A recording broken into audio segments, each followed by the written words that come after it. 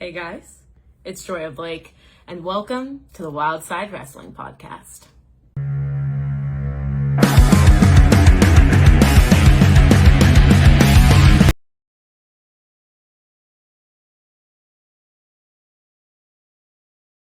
Soaked in filth, the hands are clean. Barely make it out of dreams alive. A hardcore addiction sets a soul on fire. Why draw the line? Wasted time. There's nothing holding us down.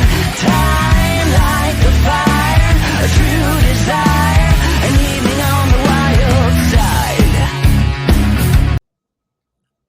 All right, welcome back to another episode of Wild Side Wrestling Podcast. I'm your host, the King of the Jungle, Austin Payne. We got the co-host today, Jeff James Jr. back as always, and our guest today comes by way of the Palmetto Wrestling Academy and PCW, Joiya Blake. Hello, nice to chat with you guys today.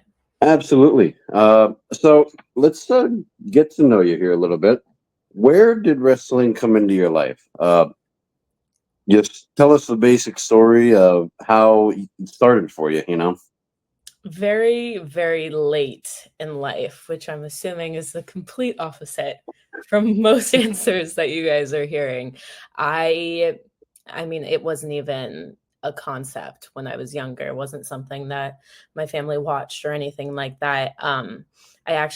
My boyfriend in college, now husband, he is a diehard wrestling fan, always has been, always will be. And he really introduced me into the world of wrestling. Didn't really give me much of a choice. Full force COVID days. Every single week we're watching wrestling, dragged me to a live show.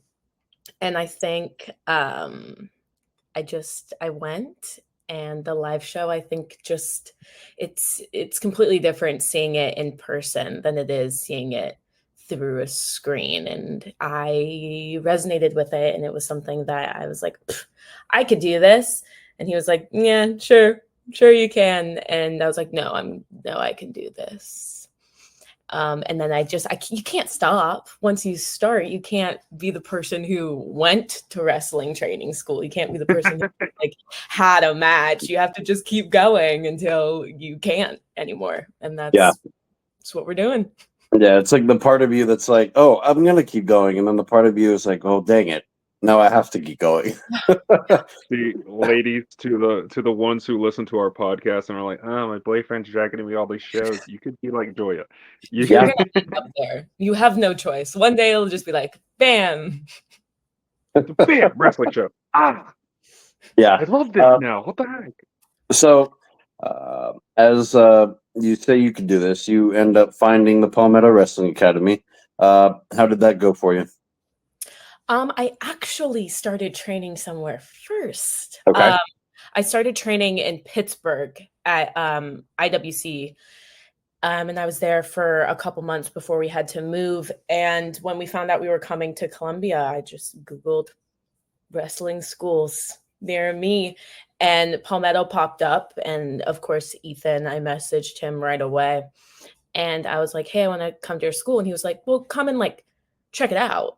Make sure you actually vibe. It feels safe to you. You want to come. I was like, no, I'll just do it. And he was like, no, just see it first. So I went, and then I was like, oh yeah, no, this is the place for me. And it was a pretty drastic change. I think it was such a welcoming place. And I think it's a lot of the reason why I have no choice but to keep going. Oh, absolutely. Absolutely. Especially now that you're a champion. So Ooh. Yeah. And don't just glaze over that. Just recently won the PCW Mid Carolina Championship. Yes. First female champ. Oh yeah. Actually, the second title holder of that championship. Yeah. We're the second person to hold that title. New belt. She's nice. She matches me. I don't know if you've It noticed. The does. blue and I the did. white. I did notice that when you won it, and you were like, "Yeah." I was like, "Her gear is blue and white." Do I match it? Does it match me? Who's to say? Yeah, I it's like mean, it was a meant to match be. made in You know heaven. what I mean? Yeah, it was meant to be. Yeah. So you debut at PCW June of last year, Yep. and it's been full force since then. You've been to places such as Shine, you've been to Firestar, you've been to Turbo. Like, what's it like just like diving right in full force, you know? It's a lot. I'll be completely honest. I'm kind of tired right now. I feel like I sort of eased into it. The first couple months, I would go to like 1 or 2 shows a month, and now I'm averaging 2 shows a weekend, and it's a lot of driving. But I mean, that's that's the way the indies go. It's what you got to put in your time. I'm tired, but I'm really, really loving it. The new people that I've gotten to meet, it's been great.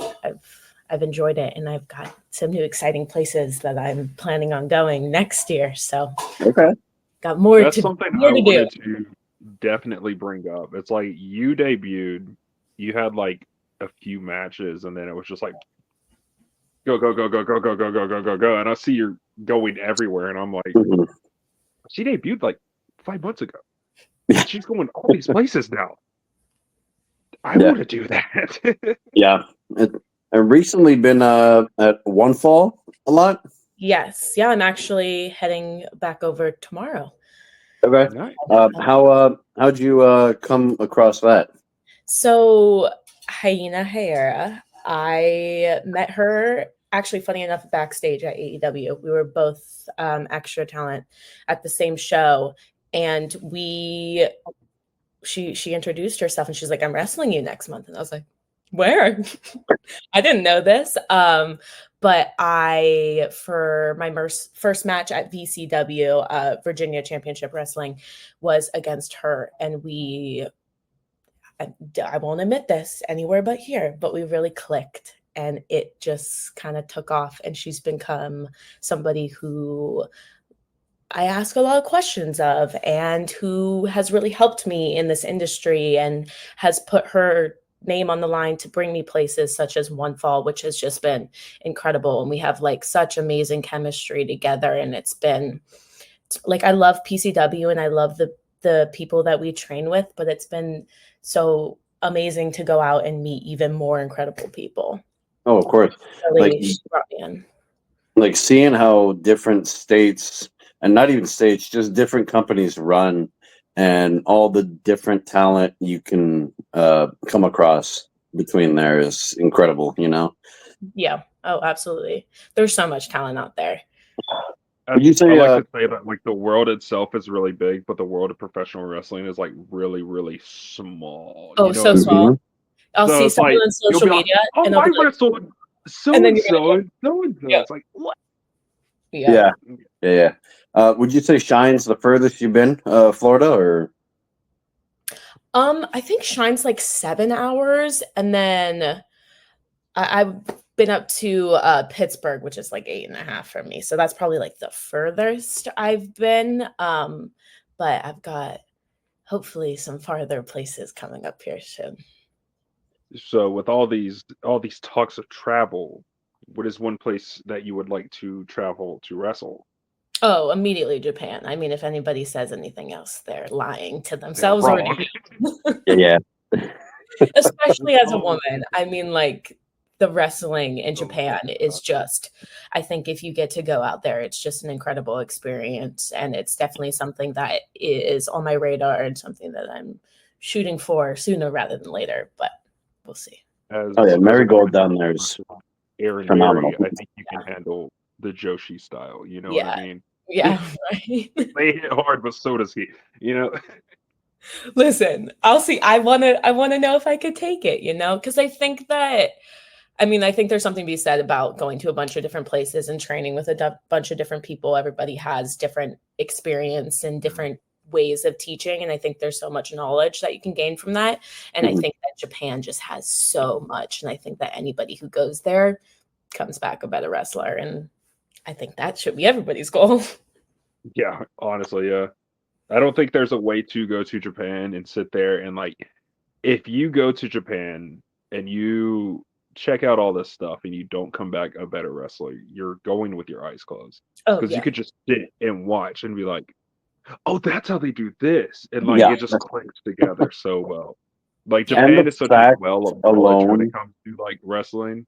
yeah, the fact alone that Japanese crowds are so hard to pop. Like Mhm. the minute you get that, you'll be like, yes, yes, I did that. it's so different. I feel like you almost have to relearn everything that you do Hmm.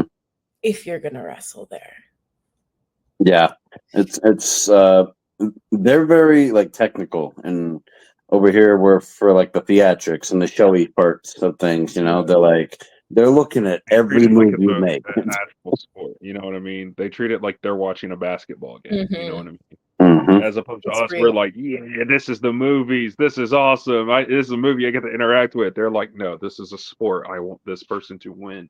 I'm going to Yep. cheer for this person because I want them to win, not because I'm in on the joke. Like, obviously, I am, but I want this person to win because I genuinely like this person more. You know what I mean? Yeah. And It's if you so can get them cool to to like watch. you like that, Mhm. I think the silence though would throw me a little bit. I'll be completely honest. Like I understand like there's a respect thing Yeah. behind it. But oh, when you're in that ring and it's quiet, at least here I'm like stressed. I'm like, oh, gotta do something. So I feel like I gotta get it's him. I gotta get him. I gotta get him. crazy. Yeah, right. Yeah, it's You know, the incredible wrestlers that just like come watching out and all it's of just them. dead quiet, and it's like, Yeah, yeah, that's like the last thing he is quiet at shows. I love it. I'm one of the most antisocial people in the world until you get me to a wrestling show. Yeah, that's not antisocial though. You're just socializing with yourself as you're Exactly. Yeah. watching. I'm just in my zone. Yeah. He's got big old letters that say passion. Burp, burp, burp. I So wish I had a gimmick, a fan gimmick. I love Listen, that. man, you can do anything. Yeah. You've traveled a lot, mainly a lot of singles competition as of recent. But if you were to build yourself a wrestling stable, let's say you and three other people, uh, a person off of television, somebody of the opposite gender, and then somebody you've grown close to in the business. Who do you think you would put together? Mm, that's tough. Okay, I'd have to say somebody close in the business. I have to say Jake Parker. Strictly because, well, not strictly because, mainly because we're we trained together. We were the two people in our graduating class, and we were together since the very beginning. And some days it was just the two of us training together. And I think that we pushed each other a lot and we made each other better because we were so competitive with each other while also supporting each other. And I don't get to wrestle him. I don't know why. Someone book it. So he's my person currently in the business. Somebody on TV. And what was the other one? Somebody of the opposite gender. Oh, opposite gender. Okay. Somebody on TV. I mean, like, how do you not say Rhea Ripley? I mean, mommy, she's so incredible. I just saw that coming. Give But, you, like, have you ever seen like you're not gonna see a bad match by her? And I also think just like I can't imagine calling with her. Like I'm sure it's just you learn so much just from whoever you're calling with. So I Yeah. think that would be awesome. And also I look up to her a lot. mhm. Whenever anybody is like, you look like Rhea Ripley, I'm like, stop, you're lying, but also keep going. No, um, stop. Keep going. Shut up. Don't stop. yeah, yeah, right. Because I need And this. My ego needs this. it's fine. You can lie to me all you want. And then somebody of the opposite gender. I mean, Malachi or Alistair Black, depending on what you watch. I watched him in AEW, and I've said it before and I'll say it again. He is the single person who can do a promo or be in a match, and no matter what's happening, I don't glance at my phone once. And that's saying something because I have ADHD, so I'm constantly looking at my phone. But the man is so captivating with everything that he does, and I think it's because he 100% believes whatever he's doing. And I think that I mean, that's amazing. I think that everybody in this business should achieve, or like want to achieve, that level of, it's not even acting, it's something more. It's like embodiment of your character. Mhm. And they tell you to like be your character, like you have to believe it, and he believes it. And he's also like a really, really good wrestler. He does a lot of like grappling stuff too, which I really like, a submission style, or I try to do as much as I can. It's in singles match, sometimes it gets a little funky, but it has to be, I think, the right match, and has to be in the right place. But I mean, I love it. So those would be my three. Yeah, There, absolutely. if there is one individual I think I look up to the most in wrestling, it would be either Alistair or Karrion Cross. So you said that, and I was like, my heart. And it makes me so happy because same. It's just He's because so good. how in depth he gets with his character, you know, Yeah. and even like back in like 2020 when Seth Rollins was taking people's eyeballs out, he took it to AEW and brought it back to WWE. He Mhm. still wears the one contact because that's where Seth Rollins gouged out his eyeball. You know what I mean? Like he keeps all of that alive. I'll Rey be honest, Mysterio does. I didn't know that backstory, so that is really Yeah, cool. no, Yeah, yeah. that's Seth why he Rollins, does it. Seth Rollins is sticking people in the eye. It was great. I was like, It was it's a great such a time. cool look, but there's story behind it, and I love that so much. I think storytelling is such a big part of it, and he does it really well. Yeah. Oh, Absolutely. for sure. And I mean, if you look at you now, you've actually got a little of the Zelina Vega going on right now with the half light, half dark. Listen, I'm trying to spice it up a little bit. I like it a lot, actually. I just got it touched up. She'll be staying for a while, I think. He'll be here for a Awesome. bit. So, So we've talked about your traveling on the road, mhm. and we've talked about a few of your opponents. I want to hear who is a who's a dream match, and then who's somebody that like you just really want to face. So like dream match would be like a Rhea Ripley or Yeah, somebody like on TV. yeah. As opposed to the second answer would just be like somebody on the indies. You know what I mean? Mm-hmm. I think dream match, and this is because like when I started training, like I got compared to her a lot. I think we have a similar style, and I think that she's finally getting the success and the like viewership that she deserves at the moment. Are you guys are you WWE or AEW? That's my question. We're I'm more of a wrestling fans. WWE guy, yeah. But I'm more of a WWE guy, but I will tune in to just about anything. I'll Okay. keep up with both. So I'm AEW. I don't know if I've mentioned. Okay, AEW. Chris Statlander. Okay. She, when I first started wrestling, she obviously was around. She's been at AEW for a while. And when I started training, she was somebody that I watched of being like, she's a woman and she's not super small, which is great because I'm not super small. So it's somebody that I can sort of reflect and look at how she wrestles and sort of try to not just like emanate it, but like learn from it and like see what works for her, and maybe that's something that could work for me. And I really like watching her, and I feel like I mean she's the champion at the moment. So that would be a dream match for me, for somebody on TV. And then you said somebody on the indies. Mhm. There's so many good people on the indies right now, and like so many people who just got let go who are Yeah. Yeah. awesome. Joining the indies now, yeah. But somebody who like might not be as like well known. What's her name? Is it Fallen Gray? Have you? I'm pretty sure. Falling Gray. Yep. Yeah. Noticed her, yeah.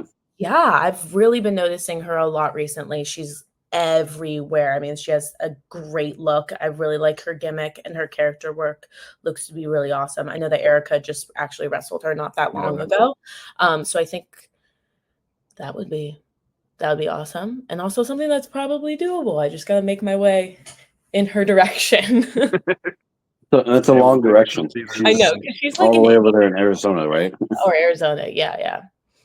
She's a ways away, but yeah, no. We've we've kept up with her for a while now. At this point, Yeah, yeah. um, it's like she's one of those that really stands out. Like she does her own thing, and she does it so Yep. uniquely. Because Mhm. I feel like it's really hard to be unique on the indies. It's really hard to be unique in wrestling in general Yeah. because just about everything's been Done. done. Yep. And Yep. she's so like unique.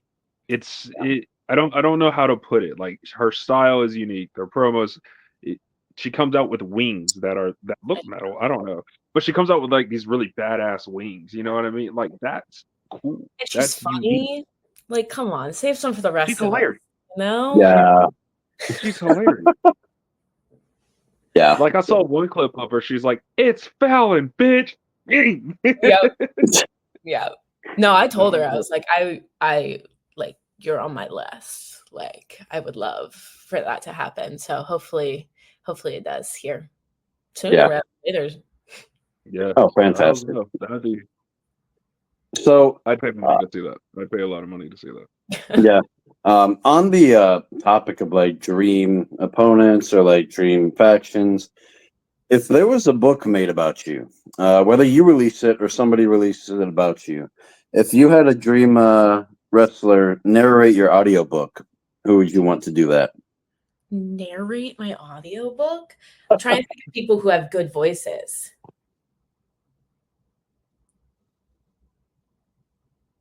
I mean, Chris Jericho would be pretty cool. You know? Have we had a Chris Jericho? Has anybody said Chris Jericho yet? No, I think she's the first. Yeah, that's insane. First, I don't know why. I was just thinking voices, and I think he has like a pretty like it. You could play his voice and I'd be like, oh yeah, that's Chris Jericho. Yeah, Mhm. yeah. He has a very recognizable voice. Yeah, it's really distinct. I was That's gonna go. like, I was gonna go with somebody who was like who has a really soothing voice, because I feel like an audiobook you need a really soothing voice, but I've never described myself as soothing, so that Chris Jericho you need that rugged voice, the loud. He's like, hey, for sure. The one that Yeah. grabs your attention. I think you said soothing voice. The first thing that popped up for me was Roman Reigns. So I was like, huh, I could listen to him talk for like a couple hours reading a story. You know what would be a good one too? Cody Rhodes. Cody Yeah. does have a very like, calm to me, and it's the cadence in which he speaks. Mhm. Yeah. You know what I mean? He has a very like slow, calculated. Like you can tell he takes time in his. Unlike me. Yeah. It's and like and the voices are what helps to make their character, you know. Yep. Yeah, Paul Heyman with his little "My name is Paul Heyman," you know. Ladies and gentlemen. It's like I'm trying to think of I don't somebody else think he who has would a have been very- him if he hadn't done like his little intro like that, you know. I think the same thing with R-Truth, if we're being honest here.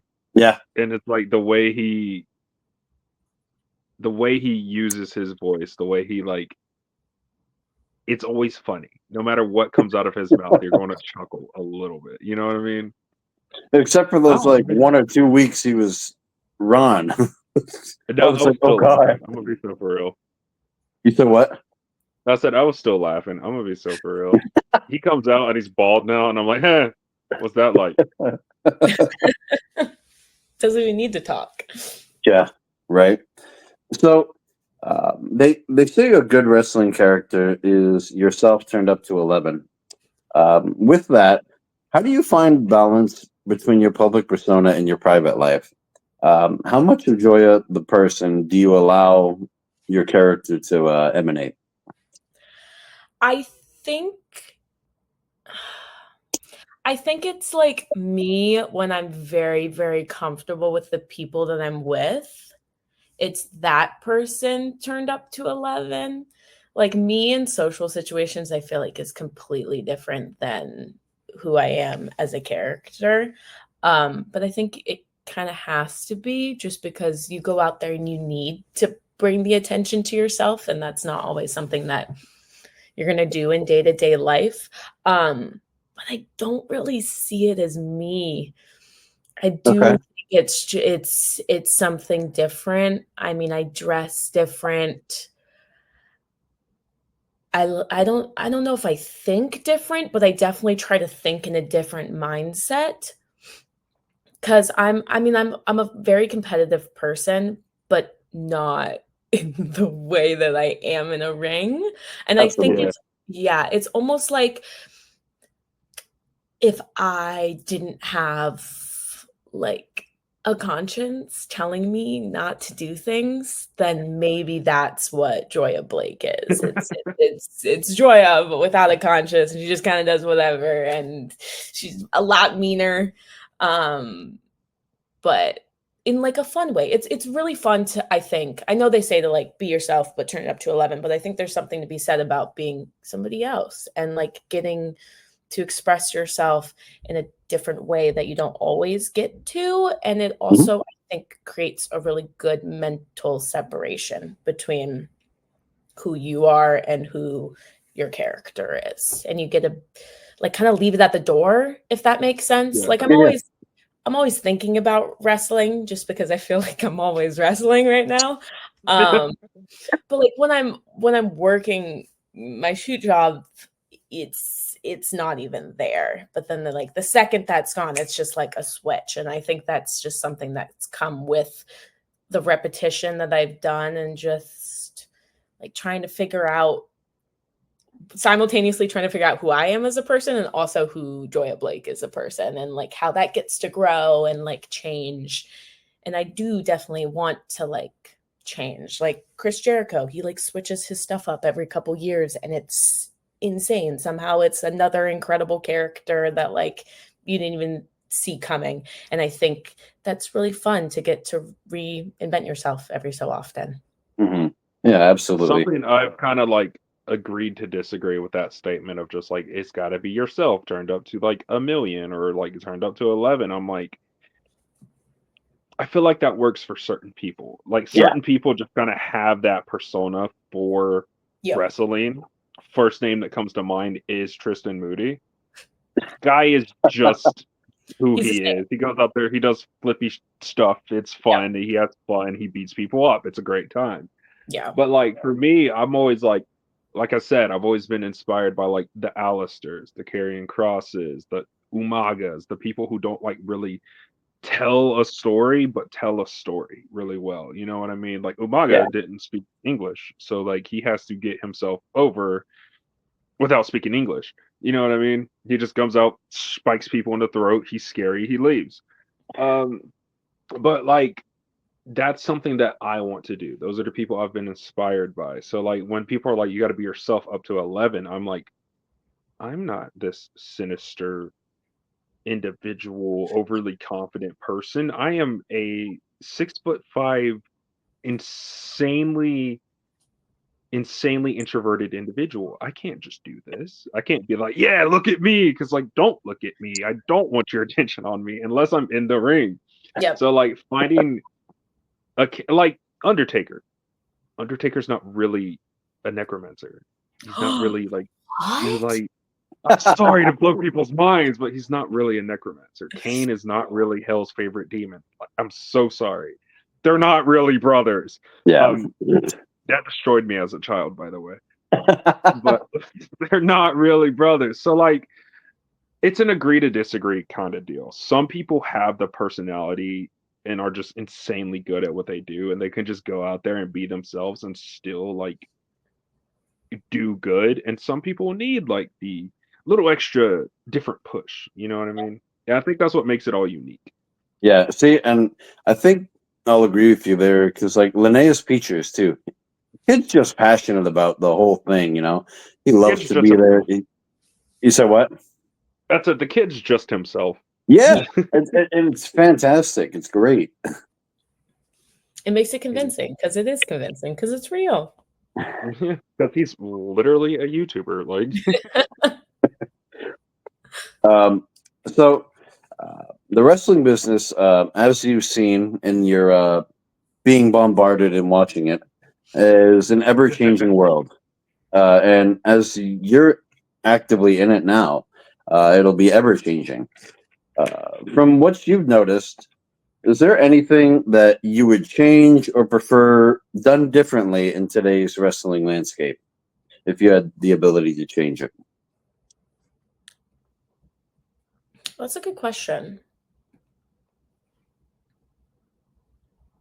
I don't know if there's anything I would change. I just think that there's some stuff that can be done. I don't want to say better, but like possibly in a different way that might be in the long run better. I think there's a lot to say about intergender matches and the way they can be really, really good if given the time and the thought and booking them correctly. And I think I mean, obviously in the indies, you're able to have those intergender matches. And I've had a lot of intergender matches. I mean, I was the only girl when I was training. So my every day was an intergender match. But um, I think that some of the best matches that I've had to date have been intergender matches. Um, and I don't know if that's just because I've had more of them. I've been having a lot of like non-intergender matches recently that have also been really good. But I think that in the indies, sometimes they do an intergender match just to do an intergender match. Like maybe they don't have another woman and Mhm. they just throw it in there, or they do it in a way that's I don't think it needs to be done tastefully, but I think that it just needs as much attention and as much work and as much care as any other match that you would put together. And I think that at least like they're recently on TV too, and like the like higher, I don't know if you would still call like TNA indies, but like the higher middle ground companies have been doing more intergender stuff.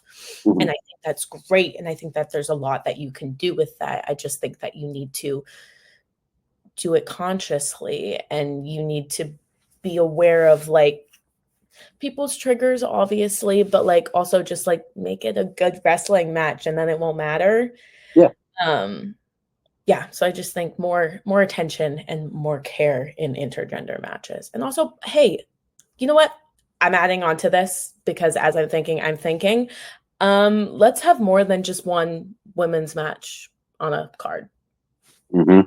yeah, absolutely. Me and him both advocate for it just as Yeah, I was much gonna as say you're not anybody the else. first person to say this, and at the Yeah, same time, like, yeah, because you guys put in the same amount of effort, if not more, than most of the men out there on the independent scene. So I'm like, let your women be seen.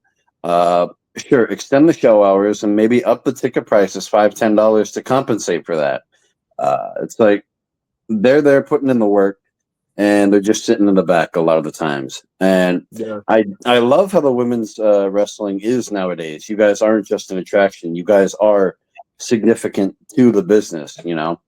And Jeff has said it best. In intergender matches, you're either depicted as Superwoman or a damsel in distress. You know, Yeah. there's no balance. which is Right. why one of my favorite matches you've ever had, I mentioned this man earlier, was the street fight with Aaron Berry Yeah. because you just avoided him and beat the shit out of him with anything you could get your hands on, swinging for the fences the whole time. And the lead up to that, you did the Bret Hart thing where he spears in, you're like, ha ha, metal plate, idiot. Which I'm kind of upset about because I really wanted to do that with Aaron and you stole it from me, but it was so good. It was so, so good. And like, it showed that hey, you're in this fight. Because yes, Aaron Berry is built like a bear. Um, Yeah. that's just it. He's a bear. He's a huge man. He hits hard. He spears hard. He hurts people. Yeah. Um, For and real. like he makes me look small. You know what I mean? Yeah. he makes me look small. So Yeah. I'm gonna be honest. I'm gonna smack him with the first thing I see, get my hands on. You know what I mean? So like, it showed that you were thinking 3 steps ahead. He was just, hey, I'm gonna go out there, I'm gonna hurt people. You're just like, kendo stick, cool, bam. You know what I mean? And like, it showed. My bad. It showed a genuine fight, and that was like one of the first things. That's anyway. That's probably why I'm such a huge advocate for like not only intergender wrestling but like women's wrestling as well. It's because like one of the first things I was told, the first words that came out of Ethan's mouth, he looks around our class and he goes, "There's a lot of women in this class. I want you guys to treat them not like women, but treat them like a competitor. Treat Mhm. them like you were there. There's no such thing as male wrestlers and female wrestlers here. You're just wrestlers. Yep. Just be wrestlers. Treat them like wrestlers. I'm not gonna have anybody hold back and yada yada yada." And he goes on, and I'm like, "Fuck yeah!" Like that. I don't know why, but that always stayed with me. That is like one of the main things that has stayed with me. So now when I go and I see these wrestlers who are trained to be women's wrestlers, not just regular wrestlers. Yeah. You can tell because it is, again, it's damsel in distress or it's superwoman. It's like they Mhm. don't know how to book themselves they don't know how to call an intergender match. Just go out there and call. I'll work with you. It's a work. I And think like the I would, issue is they weren't taught that way. Like Yeah. I'm yeah, absolutely blessed that I was, and that I had a coach who was like, no, like I promise you, the guys are gonna hit you harder than they're gonna hit the other guys. Because you're gonna hit them back just as hard. It's safe though. Um, but not everybody gets that, and not yeah, everybody knows that that's even option. A lot of people are trained still. I do think like it's been improving across the board, but a lot of women are trained either they only wrestle the other women and they're not taught. Like I've heard stories of people being like not even taught how to give a body slam because they're a girl, and like how are you going to pick up a guy? And I think it's horrible because it's on your trainer. It's not on yeah. you. You can't go out there and teach it to yourself. Like this is intense stuff that we're learning. So it's 100% on the coaches and the older generations that are passing down their knowledge to not do a disservice to the Mhm. women that they're coaching. No, Yeah. absolutely. And it's like apples and oranges in this business, and it's crazy. And I appreciate like all the like only women promotions, and it's like shedding the light on you guys. But like you were saying, with the intergender, it shows, hey, I can hang. You know? Yeah, Like, we're all hey, doing I'm the just same a thing. football player. Yeah. Yeah. Yeah, yeah. It's We're doing literally, the same we're all thing, doing it. and I'm taller than some of you. I'm just saying. It can be convincing, I promise. That is true. You are Yeah. very tall. And I've seen you body slam pretty big fellas. Yeah. I've seen you. I think you suplexed maybe Parker in a training match before. I think I've seen that. I've Listen, I've done a I've lot. seen We've I've seen power you body bombed slam some pretty guys big. recently. That's Which is fun. Spine buster. I mean, I'm just taking advantage of your momentum. Come on, people. Yeah. time. So, as you travel to all these new places, uh, what's the best way for you to keep your dynamic fresh and exciting for all the new fans who come across you? I think it's tough. I think if you're doing like 2 shows a week, even 1 show a week, I mean, that's like 4 matches. It's tough to come up with new things every single time you have a match. Like obviously you have your staples that you do, you have your finisher and like moves that you like to hit, but I do think that it it's like a whole mental game to just keep being more and more creative. And I think that's where wrestling new people helps because Yeah. we're working together. Like we're figuring out how to dance with each other. Maybe we've danced before, maybe we haven't, maybe we're finding new ways to do something, but it's like it's a cohesive organism and we're working together to do something. So I think that's really helpful. I think that I'm finally coming to a place where like I know what I do and I know what I do well and I know how I do it, and I don't want to get bored. So I just want to do more and I want Yeah. to find different ways to do things and maybe tweak something here or tweak something there.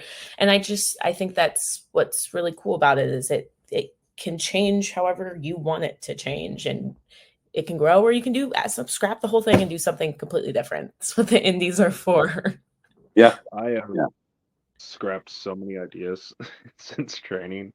I recently just scrapped an idea that I was so married to just completely change it to do something that's not even close. Like it's kind of close, but it's not even close. You know what I mean? And I'm like, is this what it's like? Am I gonna have to learn how to completely change a gimmick just on fly? And I'm like, yeah, it's fun.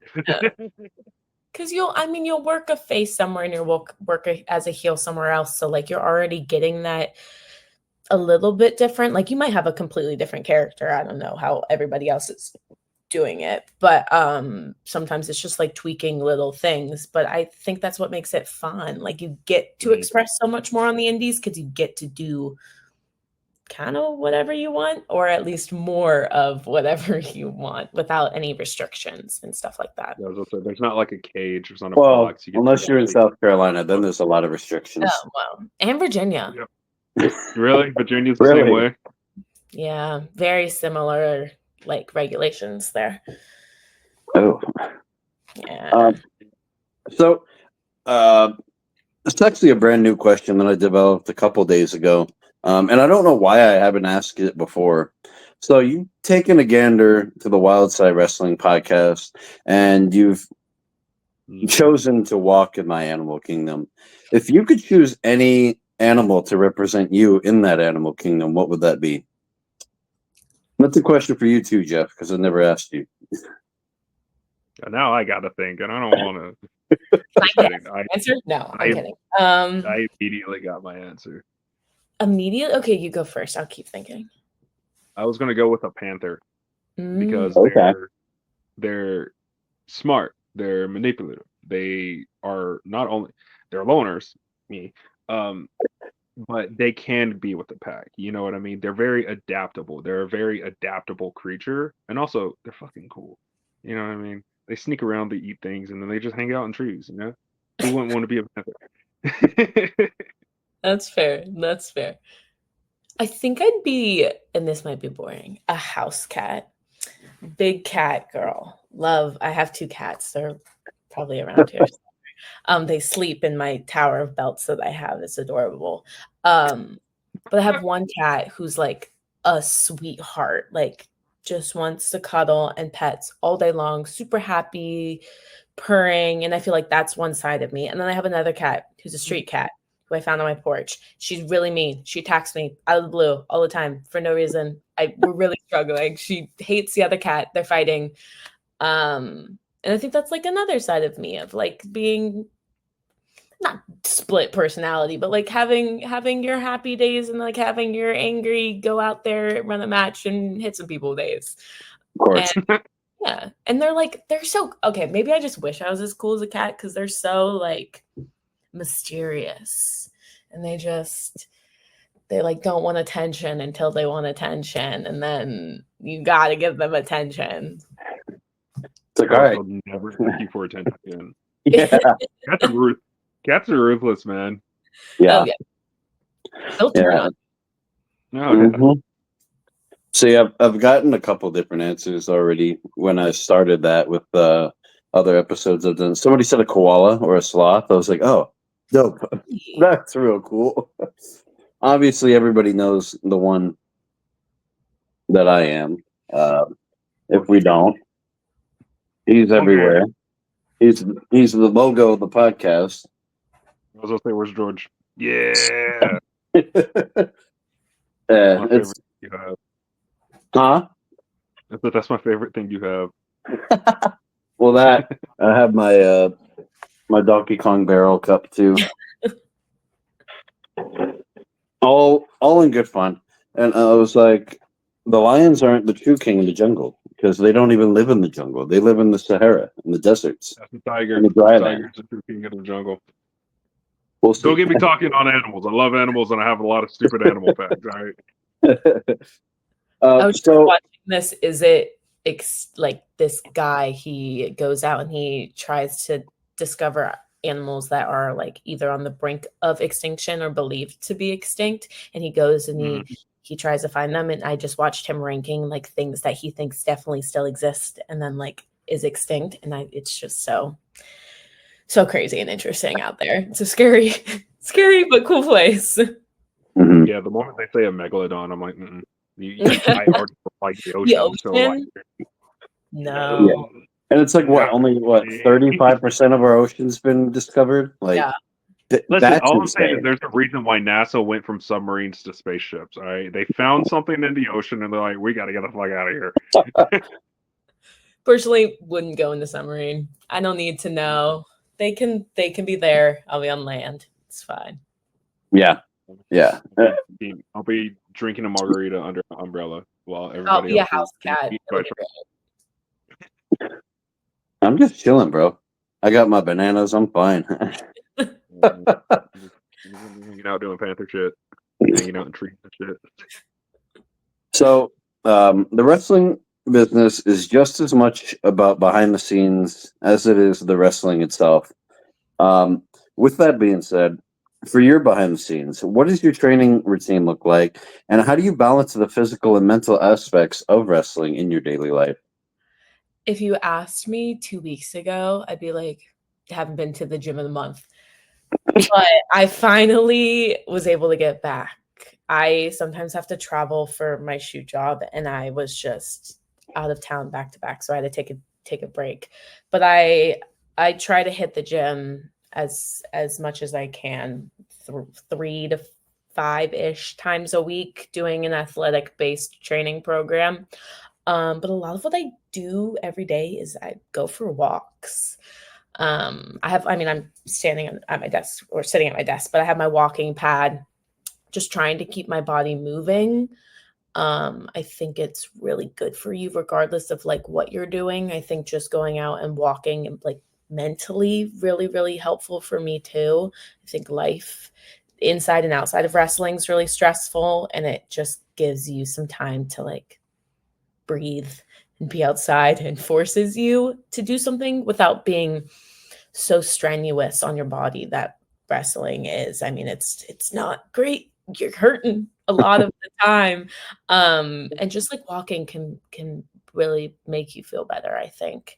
That's my favorite part of the day. Waking up early and just like trying to go outside and get walking. Not recently though. It has not stopped raining in 3 days. It's been horrible. Yeah, yeah. Um, I feel it might It's be supposed to a rain little this of week. the outskirts of that hurricane that's going on. absolutely.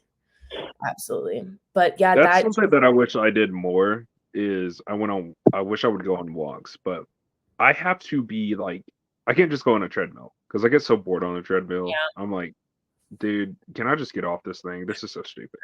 I hate going on treadmills, but if I like go on like a walk, like genuinely somewhere, I can shut my brain off and just like walk and just Yeah. enjoy what I'm seeing. So I think I need to go on more hikes. But last time I went on a hike, I got a partial tear in my Achilles. So like, Gentle hikes, flat hikes. it's a Really anything gentle hike. crazy. It A doesn't. stroll to the park. Yeah. No, no more Chimney Rock. Screw that. Yeah. Yeah. See, how I start every workout is I'll get on the treadmill and I'll force myself to walk at least a mile before every workout. So I'm like, all right, I can't do anything else until I finish this. So It warms your body My up bro- too. Gets yeah, all your lactic acid moving, helps with digestion. I live and die by walks and water. Gotta drink your water. Your head hurts, drink some water. yeah, You're hungry, drink some water, then eat. mhm. yeah. Like my My mother. brother is. We're Walked. talking about workout routines, and my brother is an absolute dick. I don't know if he's going to see this, but you're a dick. Um, I'll send it to him. He will he will make us do like Timestamp leg it. day stuff like that, and then he'll make us walk at the end. So I'm like, oh man, leg day. Oh god, it hurts. And he's like walking off. Yeah, You that's kind suck of good so much. though. That's I know, good but I'm like for you. crying. And then I always put like an incline on when I walk because I feel like I get more out of like the incline as well.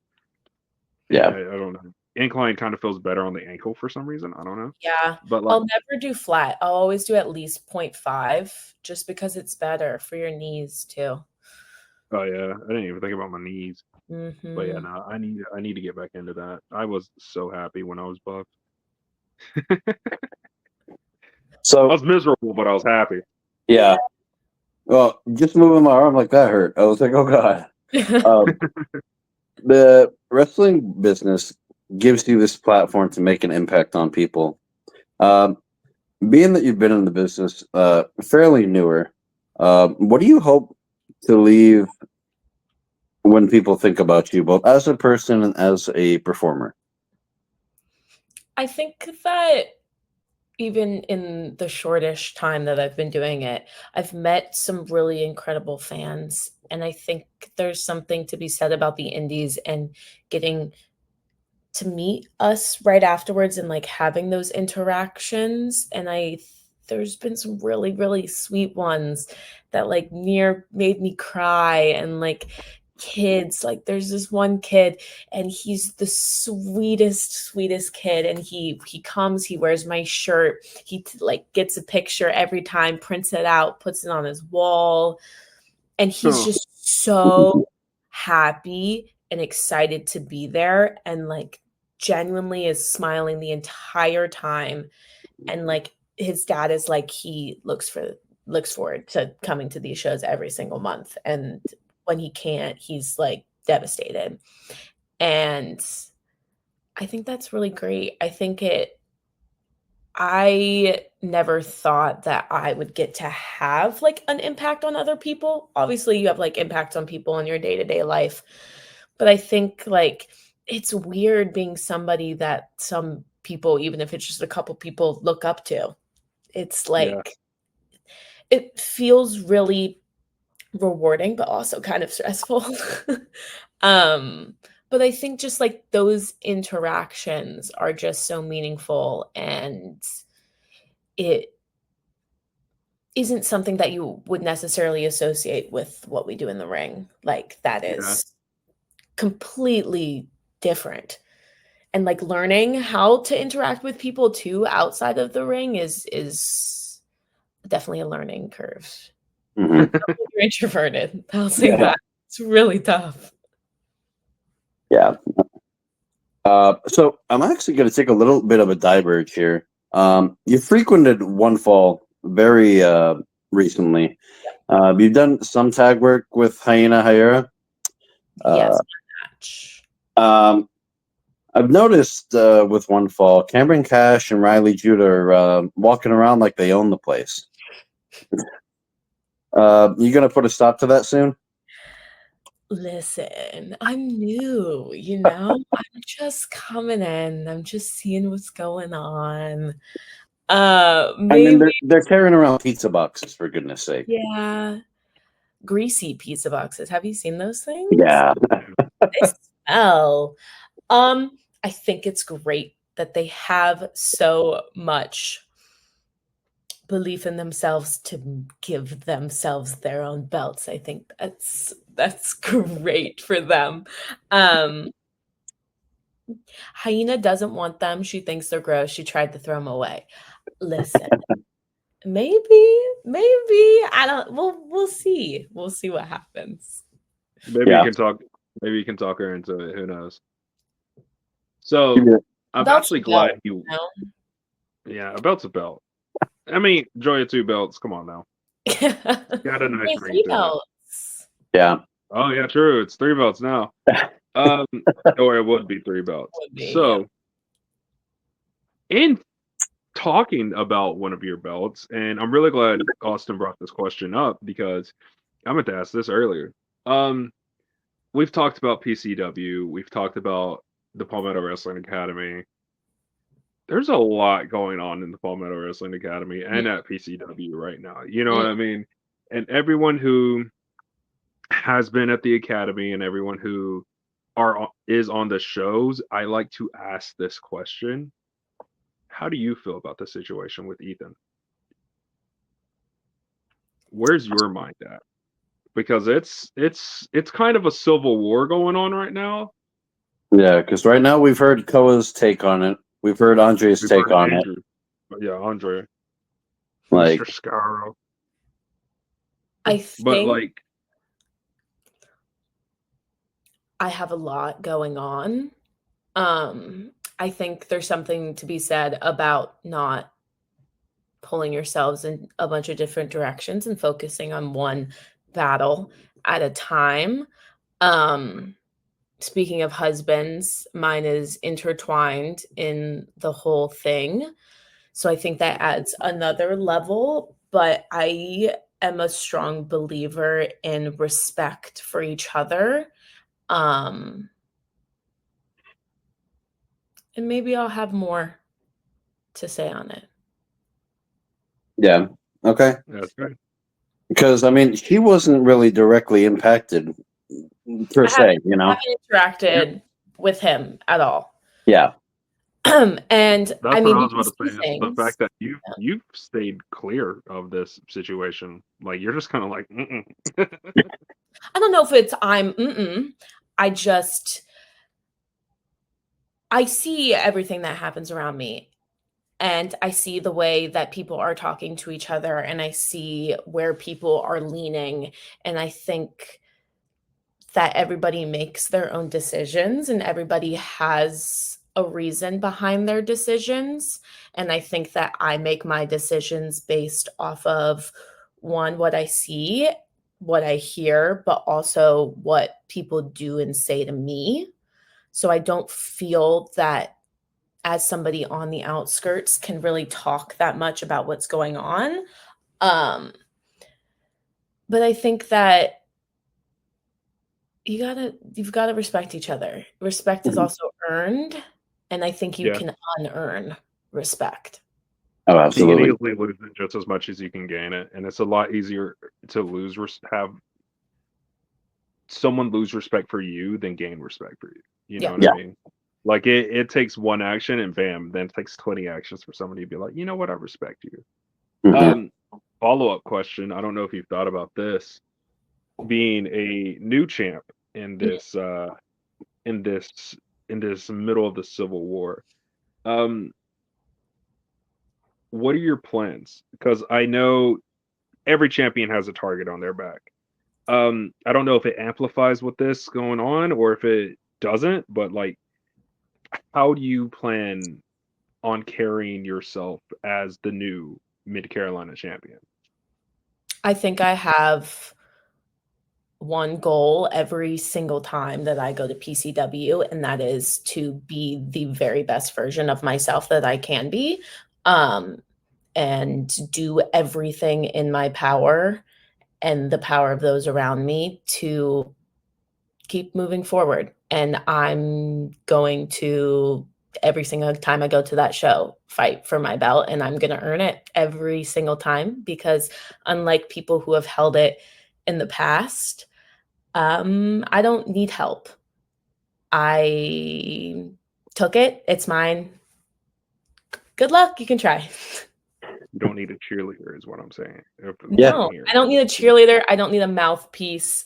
I don't I don't need to be a bully to people around me. I think we've got too many bullies as is. I have the belt because I fought for it and I'm going to keep fighting for it. And if at some point down the line I lose it, either A, it's because somebody was legitimately better than me, which means I need to get it back in there and I need to become a better version of myself, or they cheated and that's unacceptable and we'll just get it back.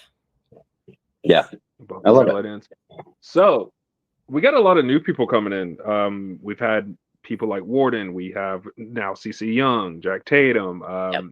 K Holiday, K. even. We don't talk about him. But either so, with all these new people and with old people that you've maybe not faced before, who is somebody that you would want to give the opportunity and defend that title against in Hmm, PCW? that's a really good question. I haven't thought about that. Um, as of yet, I mean, I've only defended once. Um, and then I guess again, I don't know how that works. But somebody new would be great. Um, I don't know. I think that the Mid Carolina belt, while it might not be the heavyweight title of PCW, I think it's still something that everybody is working towards, and I think I want to defend it against whoever thinks that they can take it.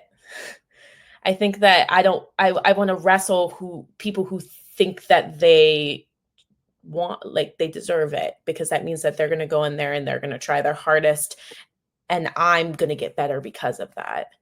Mhm. Yeah, I want to yeah, wrestle the best. I'm never going to think that I'm like the best, regardless of if I hold a title at a company. I mean, there's constantly, like you're saying, new people coming in, old people are getting better. I think it's a constant cycle of evolving. And Mhm. why wouldn't you want to wrestle people who you think might be better than you? Because then you get to show that either A, you are better than them, or you get better by wrestling them. You learn what they do that maybe you will start doing. But somebody who I think that's at that stage is a good question, because I think so many people are focused on the other belt. I think that with everything that they've got going on there, so many people want to shoot for that belt. Um, I Either think, that or ripping each other's heads off. Like, yeah, there's a lot of talking. Don't know why. Tristan. I think Tristan, he's shown time and time again that he goes into the ring and he busts his ass. And I've wrestled him in the past and I've lost or I've won. And I think that that would be a fun match to have. And I also think that somebody who, I don't want to say is deserving, because like anybody can wrestle for the title if they want to, but somebody who I think that, like, yeah, why not? They should. mhm. Yeah, absolutely. I love it. It's last question about your title reign, and then I'll stop. Um, Something you said kind of sparked this thought. You see very dominant champions. Hmm. You said that you like constantly want to face people that you feel might be better than you, so you Yeah. better yourself. I feel like what happens when a champion holds a title too long, they grow, they grow, they grow, they get about here and they stop. They Yeah. get good and they are just okay with just being good. And Hmm. then because of that, everyone else grows, grows, grows, surpasses them while this person still stays here. Yeah. Um, and that's typically what leads to the loss of the title and the person who's continued to elevate getting the title. So, what is something that you plan on doing to constantly better yourself and stop yourself from getting complacent and just staying Mm. here? How do you plan on continuing to elevate yourself and not only elevate yourself, but elevate the title as well? I think management allowing, let's bring some more people in. Let's open up the title for anybody anywhere else at different companies, different states, whatever. If they want a shot at it, let's bring them in.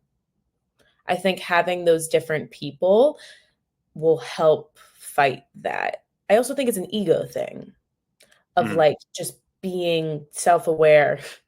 yeah. And I think that's what will bite you at the end, is if you aren't self-aware and you don't realize that, as you're saying, those people are, they're elevating, they're getting better than you, and now you're having to cheat to hold it or whatever it is. So I'll just call you guys and you'll just tell me when I'm pushing that boundary. I think the Yeah. people around you, I mean, honestly though, like maybe if Dennis had people around him who wasn't just like whispering in his ear that he's the best person all the time, he might have put more work in. and not Yeah. tapped out. Yeah. Um, Honestly. So I've developed this question specifically for the women who we interview. It's called Pretty Dangerous. What Mhm. I like to get out of this is basically you reclaiming your concept of femininity in the wrestling business. So, if you could just tell me a story where you prove that being pretty doesn't necessarily mean being weak. It could have been like a brutal match you were a part of. It could have been a difficult promo you had to cut, or maybe even sometime you outsmarted somebody, whether it's a fan or even backstage. And I want you to phrase it. I'm pretty dangerous because. Hmm. Because, like I was saying before, a lot of times women used to be an attraction, and now, like, you guys are in it Yeah. full Now fledged. y'all the main event. Honestly, I would say, and I'll give it a one-liner and then I'll go yeah, yeah, into more detail about it. I'm pretty dangerous because I'm not afraid of not being pretty. okay, I will I'm not afraid of putting my body on the line. I'm not afraid of like as you were talking about that match with Aaron, he knocked my tooth out. Like I've He did got do that. got a big He one did now. do that. Um and like that's the money maker, but so is everything else that I'm putting so much work and time and effort into. And I think that I don't like to an extent you think about like how you look like in your gear you like want to grab attention, all of that, but when I'm in the ring I'm not like, oh, sucking my stomach, like I'm not thinking about how I look. I'm thinking about I am going to win, and I don't really care. I care, but like I'm willing to go the mile that I need to go to get there, and I don't think that they think about being pretty.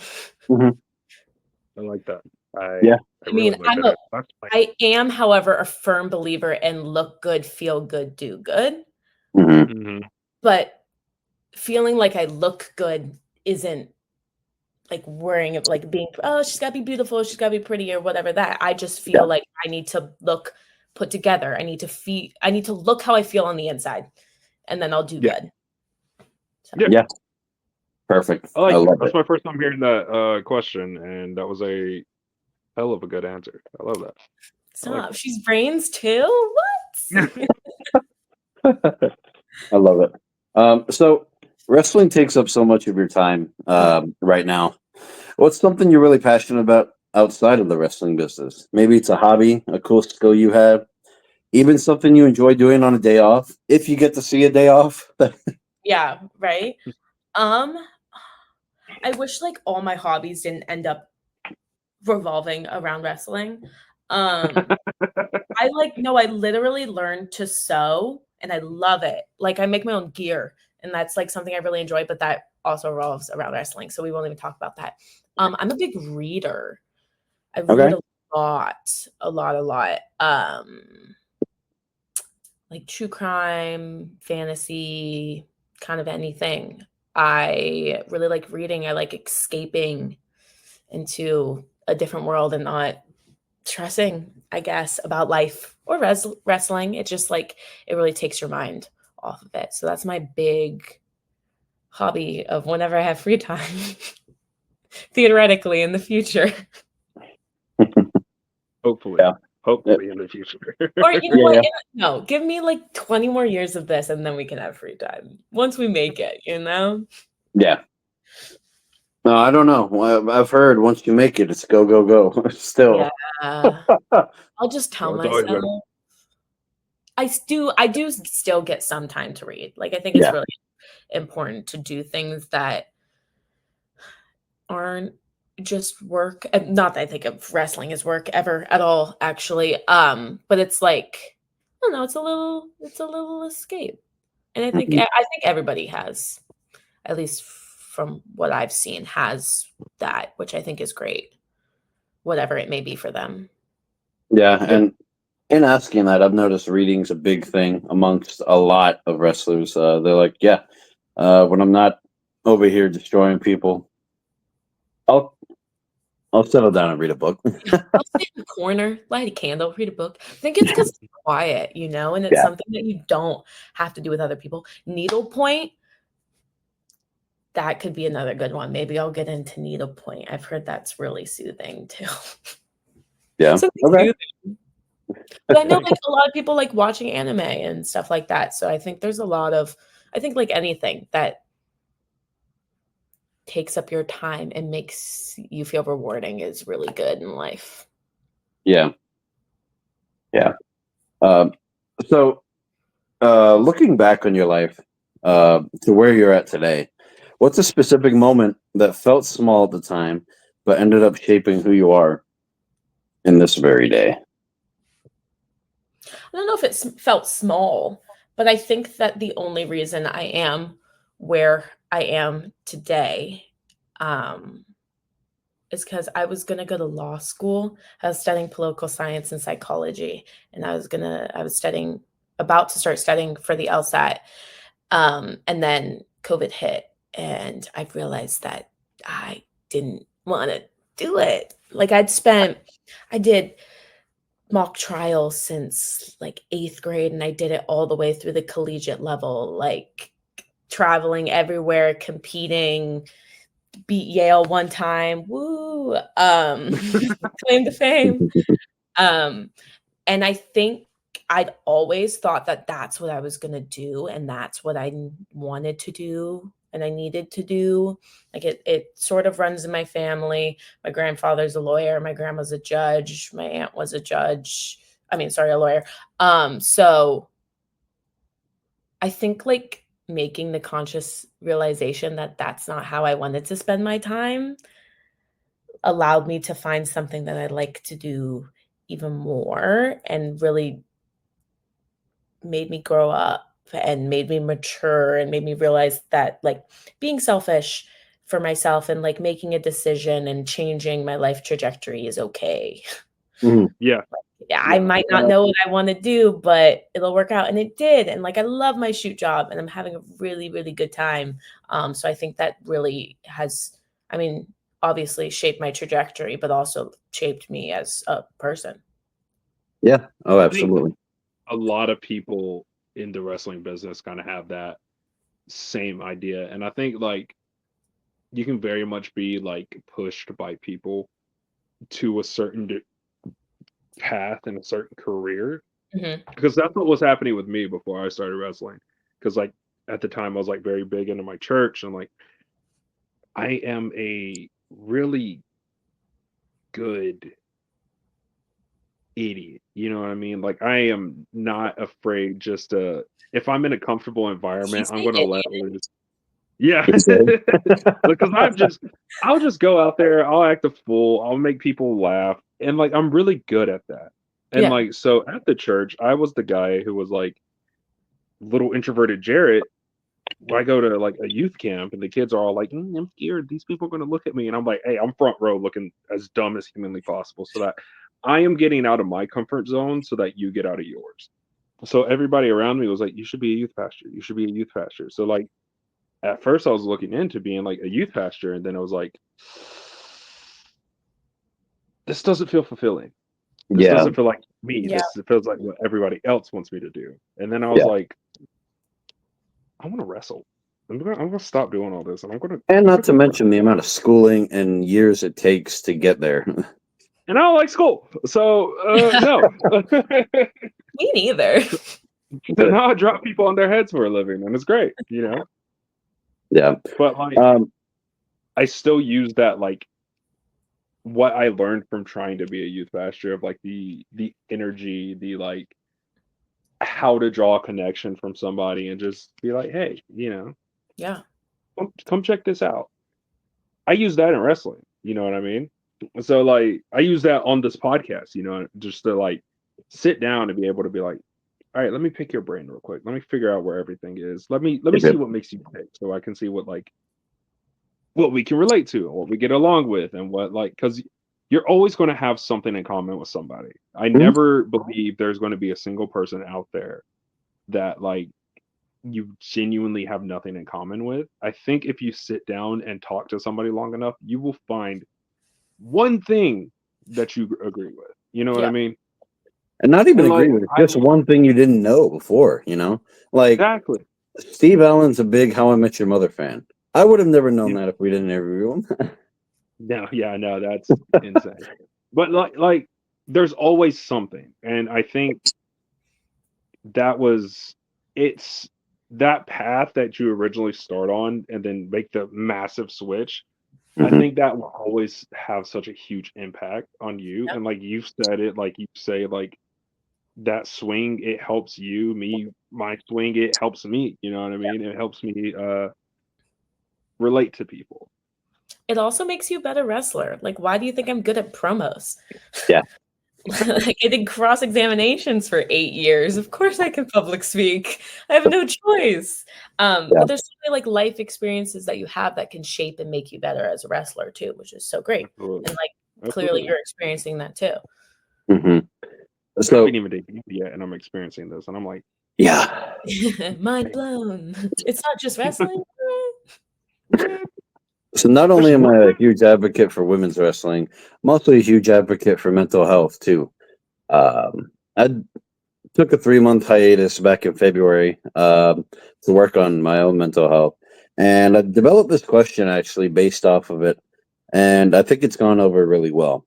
So, just think for a little bit.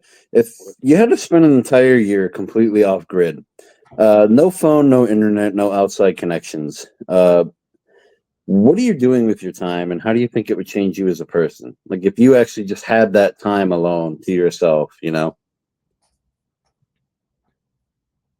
I think it'd be really nice. I know, like real, like truthfully, I think Mhm. that the way that people live right now produces so much more anxiety and overall stress in their life, and I think that can have so many negative effects on just both your day-to-day life and also like whatever conditions you may or may not have. um and I think just getting the opportunity to not have those stressors in your life would be really, really healing. And I also think Mhm. it would really give me a chance to get to know myself, especially if it's like no outside influence, no social media, no anything else. You have no choice but to just kind of be there with your thoughts. And I think it would be really, really hard in the beginning. I think it I th I think I could see it going as, like, the first couple days being like, "Okay, like, I can do this," and then I can see there being, like, a really bad crash and, like, just, like, stress, anxiety, whatever it's gonna be of just, like, not having all that stimulus that we're used to Yeah. having in life, but I think from then you would be able to go back up and it would just be really, really beneficial. Yeah, I think because that like crash you'll was have all that insane. stress behind it and be like, what can I fill my time with now that I don't have all these other distractions to deal with, you know? It's like what are healthy coping mechanisms, you know? Yeah. I think that's kind of what I was about to say. I think that crash will be that moment where you really find who you are. You know what Yeah. I mean? And I think like he asked the question, I laughed and like genuinely I laughed because I'm like, honestly, that sounds pretty great. Right? You Doesn't know? it sound think of the walks. Oh, think of the daily walks you could go on.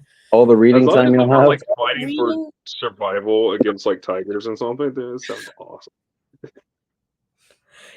oh, Yeah, it's it's Just incredible. falling off the face of the yeah. earth. I didn't go to like an island for like a year, but I disappeared off the face of the earth for like 3 years. Like the friends I had, I didn't speak to, didn't talk to, didn't text, didn't do anything. I went to work. It was during COVID too, so I couldn't really go out. I went to work. I came home. That was it. I didn't speak Yeah. to anybody, and I was like, "This is really great." And I found myself. And in Mhm. finding myself, I found my love for wrestling, and that's what got me into this. You know what I mean? I think if I wouldn't have fell off the face of the earth, I probably wouldn't still be a wrestler. So like as somebody who's done it, I kind of miss it. I kind of wanted to do it again, but now I'm wrestling, so I can't. You can't. You need it. Social media nowadays is a huge, huge, huge part of wrestling. Mhm. Anybody who doesn't admit that is kidding themselves, Yeah, they're especially on the indies. Yeah. Oh, Huge. especially easily. like first getting your name out there. It's It's huge. That's tough. why I've It's hard too. I've started like it. Uh, I'm not good with social media at all. Me We neither. know. I'm We know. not good at social media. It took me like 2 hours to edit that one 30-second video. You know Hmm. what I mean? That I It did. I posted on was my there. I Instagram. can advocate. And then gets like 30 views, and now you're just sad. It's tough. See, It's tough. I saved it and now I watch it all the time. I'm like, Okay, good. that was a Oh, maybe really that's just good. a new He, experience. he's all 30 I haven't views. seen how many views it got. I don't want to He was because I watching. spent a lot of work on it. But like I saved it on my phone and now I'm like scrolling through my page and I'm like, that was Yeah, I did beautiful. that. I did that. Yeah. So being that there's only like, oh God, literally 2 months left in 2025, what are some goals you have to finish out the year? And not just that, but like in your future in wrestling too, beyond. I think that my goals for the next 2 months are to focus on my training. To sort of, I've been going in matches, and I think I've learned a lot from that. But I think that during the holiday seasons, I mean, like it's somehow simultaneously more busy and also not. So I have scheduled myself to not be booked as much and to be able to take that time to progress more, because I think that there's so much more learning and improving that I want to do. Um, so just kind of regrouping and getting ready to hit the next year running and go to new places and wrestle new people and get better and extend my reach and all of those fun stuff that I think is everybody's goal. Um, but I'm gonna take my time these next 2 months. Yeah. Oh, as you Take it should. You've earned it. You deserve it, you know? take it slow. Uh, with that being said, are there any specific opponents or any specific promotions you've had your eye on coming into 2026? Oh yeah, I mean there's a ton. I mean, I think CCW is a great promotion. That I think it would be great to work my way into. OVW's great. MLW is insane. The odds are very low, but you never know. Um, yeah, I think there's a lot of places that I want to go, and that I am making moves to get there. Um, it's just about Yeah. when it works out for everybody. Um, But I also have matches that like I'm looking forward to now. Like I'm going back to Shine in 2 weeks, and I'm wrestling Erica for her title. So I think that every match that I get to wrestle is one that I'm always looking forward to. Um, but there's so many places. I mean, that's the thing about indie wrestling is like it's Oh, hot they're right everywhere. now. It's so It is. hot. There's so Yeah, much. they're everywhere.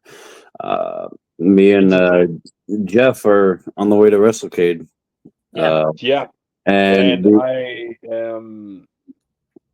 It snuck up on me. It snuck up on me so quickly this year yeah, to we're where I'm less like, than 40 days away. It's crazy. I got to get used to being around thousands of people now. Yay! Yeah, I've heard it's crazy. I didn't go last year.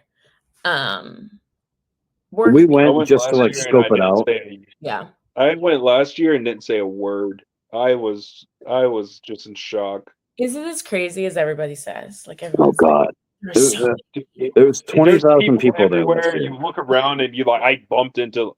I'm walking around and I like almost knocked over like James Ellsworth. Like everyone's it's there. insane.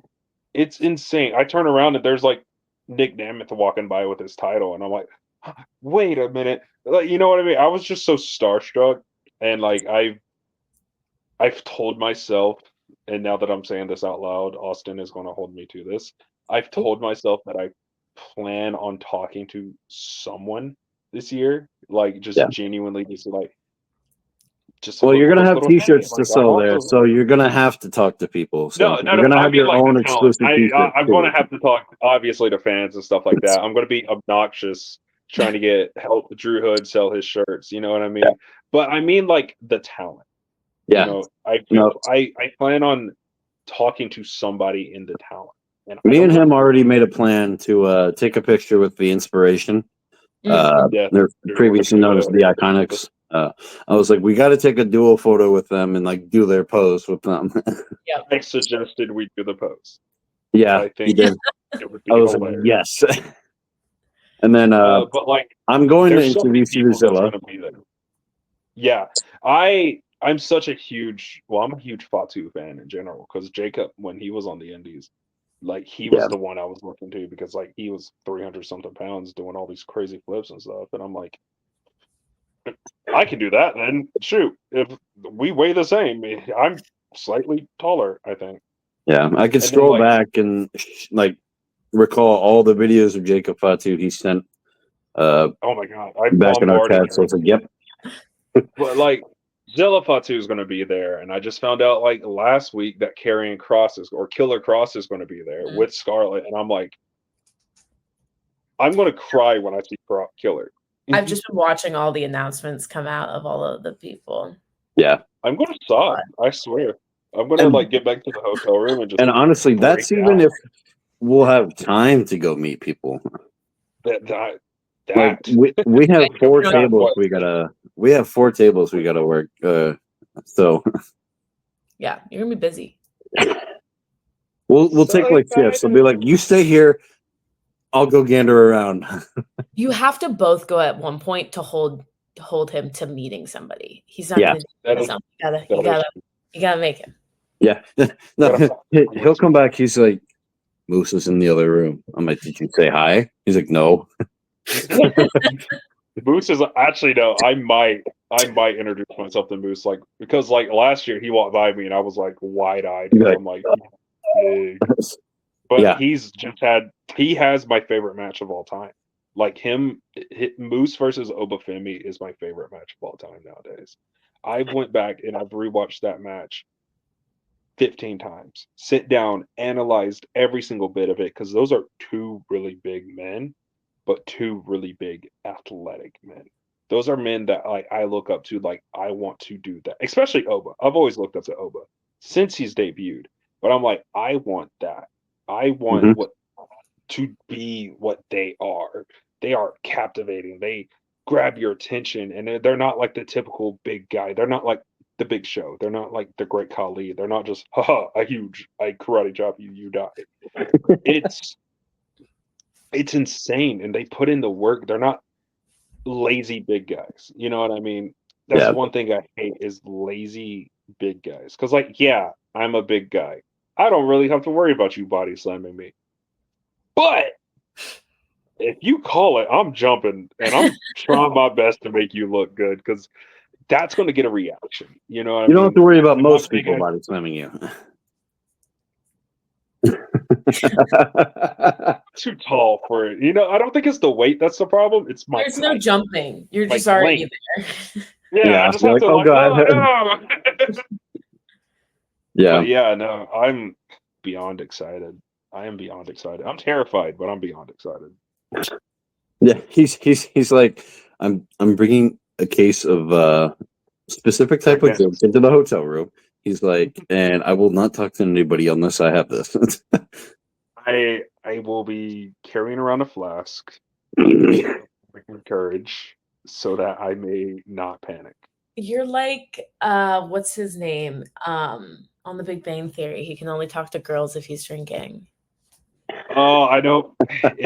I know which one you're talking about. And yes, that is me. Because that's how I don't know if you noticed, like when I first started training, I wouldn't speak to women. I would not talk to anybody. I was just like, I didn't know this. I feel no, like no, yeah, like a year later. Maybe. I don't know. It's been a long time. Yeah. It's been a while. Yeah. So before I let you go, let's talk about how you got into like the sewing and making your own gear. Is all your gear done by you? At the moment, yes.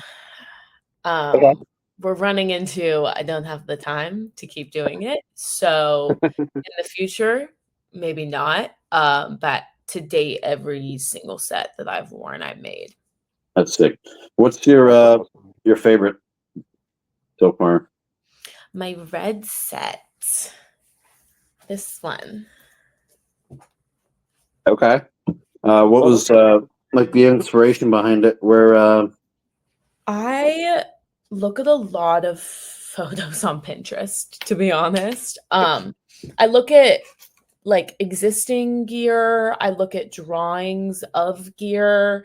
I look at rave outfits a lot actually because they're huh. kind of similar sometimes. And I just try to pinpoint like what I like about something and I'll like collect a bunch of stuff.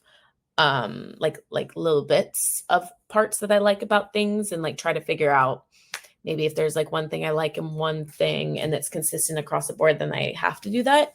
And then I just kind of start drawing it out.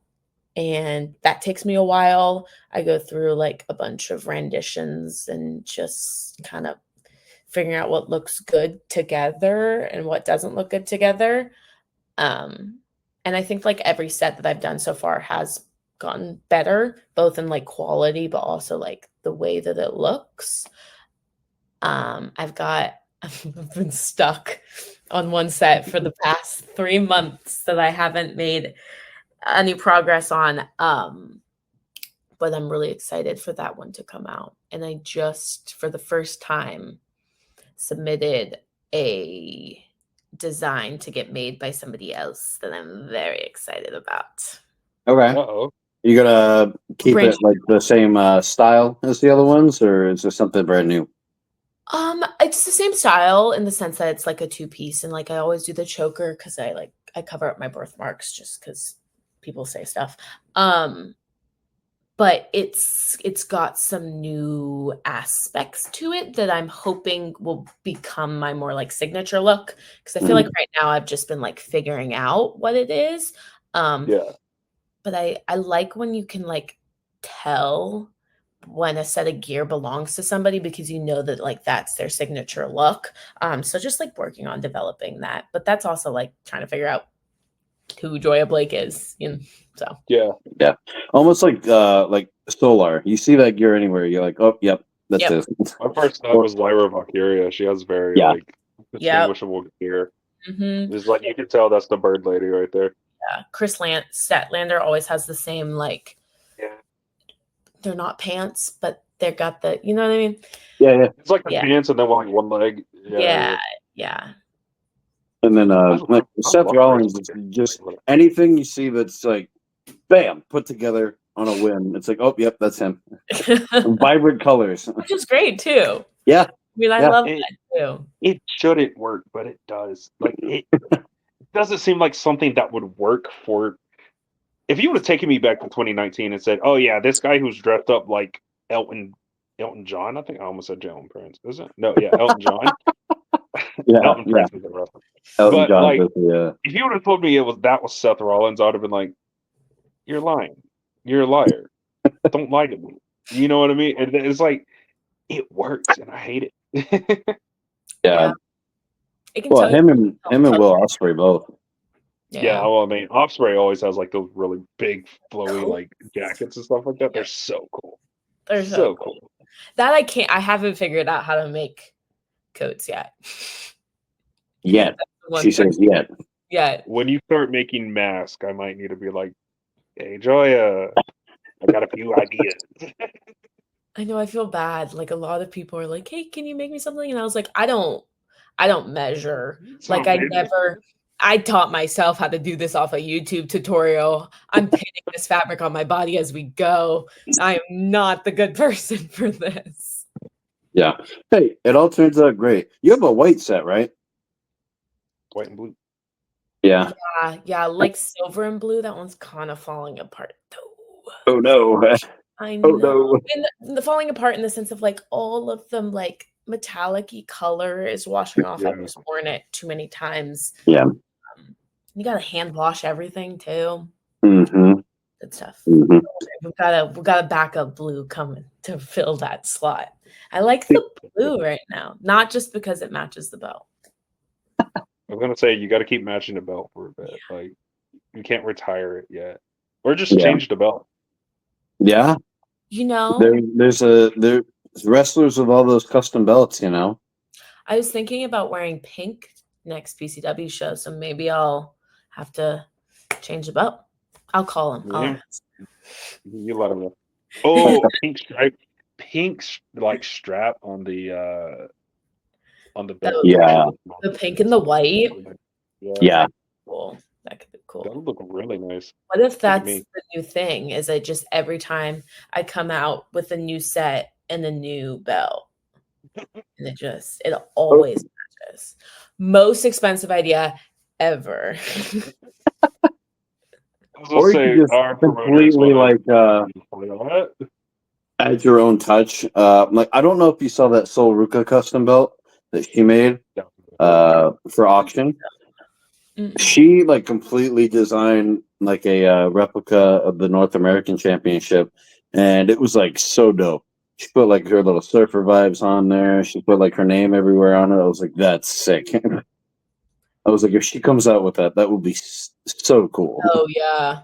Probably expensive as hell too, but yeah. Yeah. Well, I mean, Ethan Page did this little Canadian thing to his North American. That was the okay. We got to talk. That's the greatest thing ever. It is. Because like when you think of no North American, it's not just the United States. It's also Mhm. Mexico. It's Yeah. Canada and Mexico. That's North America. Why has nobody done that with a North American champion yet? And then Ethan comes along, the little Canadian, and just he's like, yeah, guess what? Boom. And like Ethan Page is underrated. Yeah. Extremely underrated. And he's had such like a underrated run, like title run right now, that I think doesn't get enough attention. You Mhm. know what I mean? His match at Halloween Havoc was good. He had like a I didn't get to watch it. street fight. It was good. Yeah, I didn't get to watch it. I didn't get to watch any of that, and it makes me really sad. It's still on Peacock, but Yeah. regardless, Joya, it's been a blast. It's been amazing that we finally got to do this. Yes. If somebody were to follow you on social media, which I don't know why they don't, where can they find you? Joiya Blake. Instagram. Ooh, should be on TikTok, but I'm iffy about posting on there. It just takes so much time. Instagram and Facebook are the big ones, and they're just Joiya Blake. Keep an eye on Alrighty. Well, Stay tuned for big Absolutely. things to come for your Mid Carolina champion. You know. Yep. Hey, first woman to hold the title, second title holder of all time. That's history right there. Yeah. That's history. That's something nobody can ever take away. Yeah. Ever. That's You were true. the first woman to ever hold that title. And the second woman to ever graduate from the Palmetto Wrestling Academy. Like, This is true. This is true. Yeah, this is Mhm. very true. Like that's crazy in itself. Yeah, no, you saw me like stop and think about it. Hey, wait a There's minute. more coming, which is good. Yeah. We always need There more. is more coming. I will say about two of the ones that are coming. I truly believe they are going to take. It could just be biased because they were my original class, but I think they are going to take the indies by storm.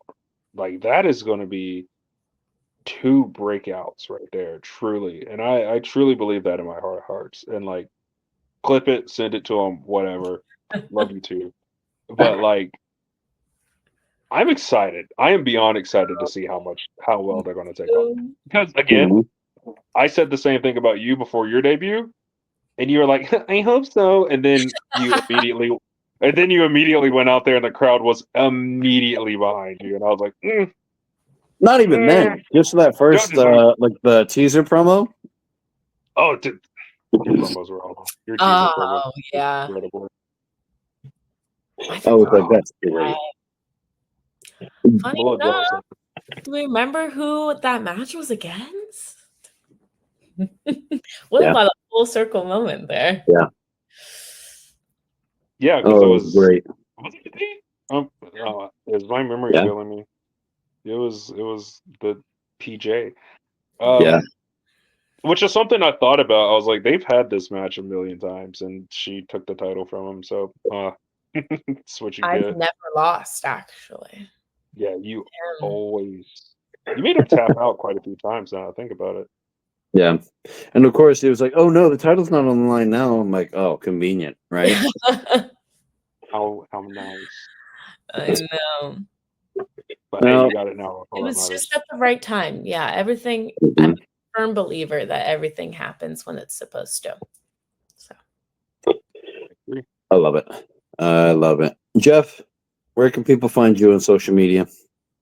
So you can look up J James underscore wrestling, and you can find me. I think I should be in the bio of the Wildside Wrestling Podcast. Obviously, you can find me on the Wildside Wrestling Podcast.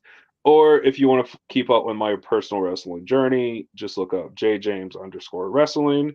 You can go see the video that I spent 2 hours editing. It's 30 seconds. It's kind of pathetic, but viewer it's number awesome. 31. Let's Yes. go! Don't Viewer let number him have all the 31 gets views. nothing. Don't let him be all the viewers. But no, yeah, that's where you can check me out. You can check me out on Wildside Wrestling Podcast. You can check me out on what are we? We're on Spotify, we're on YouTube, Apple News, Apple Yeah, Podcasts, Apple not Apple Podcast, Music. Amazon Podcast, and iHeartRadio. Yeah, so check us out. Have new merch coming out at WrestleCade. We do. Jeff We'll be has his own debuting. shirt debuting at WrestleCade. Uh, so big things to come. We'll have event exclusive stuff. And another place to find Jeff is in Quest's comments. And That's my dad. That's not actually my dad. Let me clarify. That's not actually my dad. He won't adopt me, but that's my dad. see, I wish we had done this in person so you could have stolen her title too. See, I've yet to steal the Mid Carolina Championship. You're right. Is I this tried a to steal the PCW one when Rio still had it, Yeah, and he almost kicked my head off. you attempted to steal the PCW one from Rios. You tried to steal Quest's title. You I tried to steal tried to steal D'Angelo's. D'Angelo's Turbo Scramble Championship. Like, I threatened to steal Elliott Shocks. yeah. I'm hearing a I lot of threat- tried to. Oh, No there's video successful. proof that he's tried to. There's video proof that he's tried to for two of them. So So, No I'm successful not really. I'm not kidnappings good. yet. Yeah, no, I'm not. I'm not a good thief. I the quite often closest he get got caught a lot. was to getting one over his shoulder. I did, and then D'Angelo's No, inner no, foot. that was Quest. The one you got Yeah, over no, your shoulder I was also had Quest. D'Angelo's on my shoulder too, and then his inner football star came out and he hawked me down. Yeah, it's crazy. Yeah, no, we have fun. Yeah, and for me, of course, What's a Wrestling Podcast on all platforms. Best way to reach me is Instagram. We're most active there. And then Austin Payne Pro, I think, is my personal one. Yeah, Big things are coming, so stay tuned on that specific page. we're also really excited, and come by and see us at WrestleCade if you're in the area. Come see us. You get to see our pretty mugs in person. You get to see our merch that we're debuting. Hopefully, we'll be able, first of all, to sell all of them because that'd be awesome. But like to Mhm. keep the merch going from there. So yeah, big things happening. Well, we have our own. We're getting our own banner, so we can set up at shows now. So Yeah, book us maybe, possibly. I don't know. We've done commentary before. We can do commentary. Commentary's great. he's done it once or twice. I've done it 3 shows now. Yeah, something like that. Yeah, so it's it'll be a full circle moment. Book us. With that being said, I appreciate you joining my Animal Kingdom, and let the interviews continue. Thanks for having me.